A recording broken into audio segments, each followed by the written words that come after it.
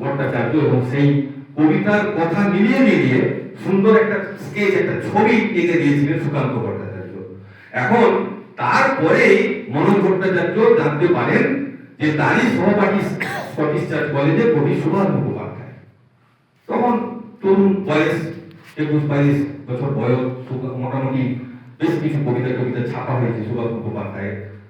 তো তখন মনোজ ভট্টাচার্য সুকান্তকে বলল যে জানিস আমার বন্ধু কবি সুভাষ মুখোপাধ্যায়, আমরা এক কলেজে পড়ি, চল তোর সঙ্গে আলাপ করিয়ে দেবো বলে ওদের কলেজের চায়ের দোকানে সুকান্তকে একদিন দেখেছি যে এই সময় জানি।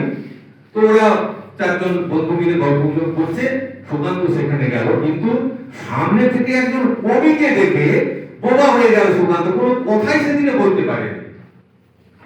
এই সময় থেকে মোটামুটি ওই 38-39 এই সময়টায় সুকান্ত তার খাতায় অনেক কবিতায় লিখেছে এবং দাদা মনোজ ভট্টাচার্যকে সেগুলি দেখায়। আর তার মুখ্য পাঠিকা ছিলেন তারই বড় বৌদি সরোজিনী দেবী, তো প্রশংসা করতেন।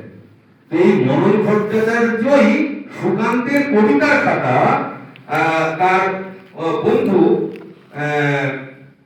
কি বলে সুভাষ মুখোপাধ্যায়কে একদিন দেখালো যে আমার একটি ভাই আছে, তার বেশ কয়েকটি কবিতা আমার কিন্তু বেশ ভালো লাগে। তো আমি অত শত তো বুঝি না, তোমরা কবি মানুষ, দেখবে তো কবিতাগুলো কেমন।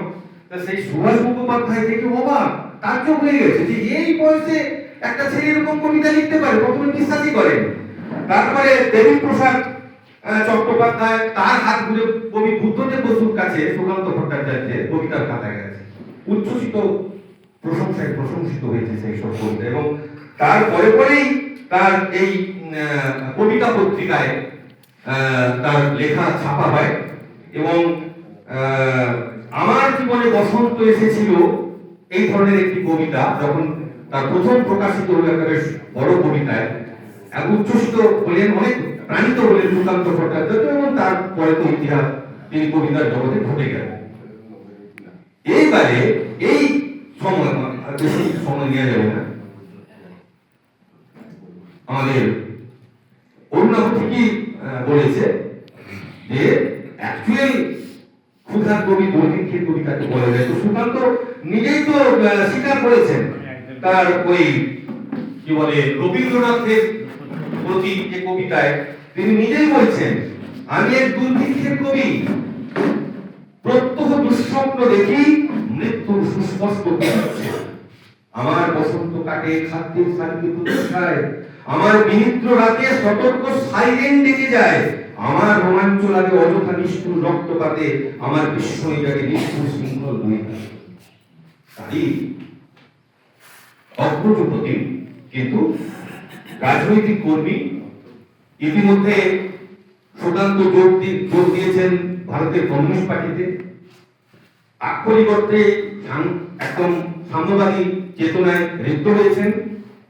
এই যে যুদ্ধ বিধ্বস্ত কলকাতা, জাপানের বোমা বিমানে আনাগোনা মানুষের মৃত্যু, ঘটঘটে অন্ধকার রাত্রিতে ব্ল্যাকআউট চলছে, সেই সময় এই সুকান্ত ভট্টাচার্য আর তার সঙ্গী ছিলেন আমাদের অন্নদা শঙ্কর ভট্টাচার্য। রাতের অন্ধকারে যদিও 144 ধারা জারি থাকতো কাকু, তবুও পুলিশের চোখ এড়িয়ে তারা দেখতে যেতেন রাতের কলকাতার সেই ভয়ঙ্কর ছবি কেমন। উপলব্ধি করেছেন যে সত্যি একটা যুদ্ধ, একটা দুর্ভিক্ষ কিভাবে একটা জনজীবনকে প্রভাবিত করতে পারে। তার ছাপ তার কবিতার মধ্যে আসবে, এটা স্বাভাবিক ব্যাপার। এই 40 থেকে যে 47 এই সময়কালটাই 47 মে মাস, যাই হোক এই সময়কালটাই তার কবি জীবনের সময়। অত্যন্ত পরিশ্রম করেছেন, আমি অরুণাভর সঙ্গে একেবারে সহমত।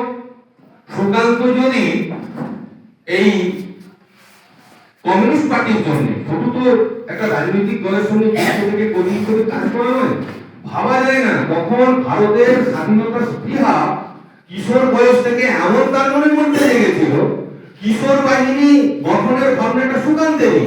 এবং শুধু এই বাংলা নয়, শুধু কলকাতা নয়, সমগ্র পূর্ব ভারতের সাংগঠনিক দায়িত্ব সুকান্ত নিজের কাছে নিয়েছিলেন ওই বয়সে, 19-20 বছর বয়সে মানুষ।